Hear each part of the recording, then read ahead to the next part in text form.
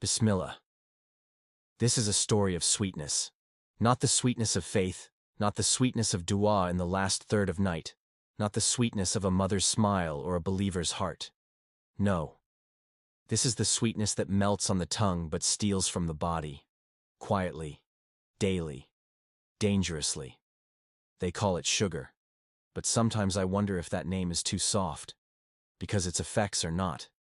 It charms like a friend, but behaves like a thief, taking more than it gives, leaving less than it finds. Listen close. When sugar enters your bloodstream, it rushes in like a crowd with no order, pushing insulin to run out fast, to clean, clear, control the chaos. But too much sugar, too often.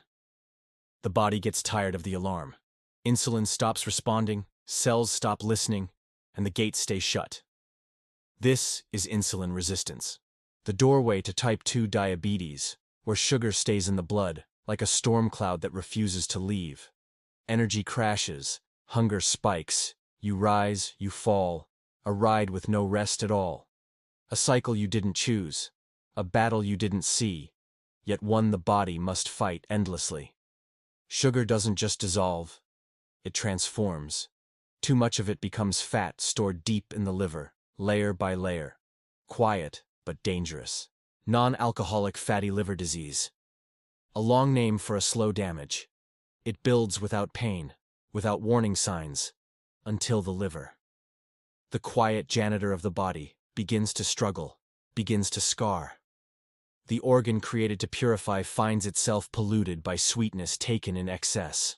And in Islam, the body is an amana, a trust, not to be overloaded, not to be harmed by choices we can control. Sugar feeds inflammation, like fuel feeds fire. It sparks the kind of heat you don't see on the skin. But deep inside, arteries, joints, cells, places where trouble begins. That inflammation raises the risk of heart disease. It weakens immunity. It makes healing slower. It pushes the body downward when Allah designed it to stand upright, balanced, whole, protected. And what is our faith, if not a path of moderation? A middle way, a way of wisdom. Now pause with me. Think about it. We chase sweetness, when Allah has already placed sweetness in acts that nourish the soul. But this kind, this sugar, it promises energy, but delivers fatigue. Promises comfort, but steals your strength. Promises joy, but leaves you craving more joy than you had before. A believer is mindful, not fearful, not extreme, but aware.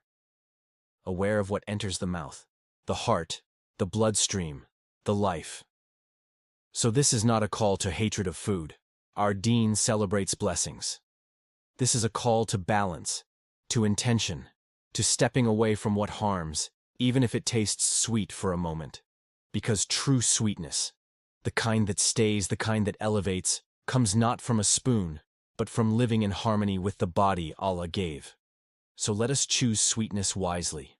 Let us savor what is good, limit what harms, and honor the trust we carry.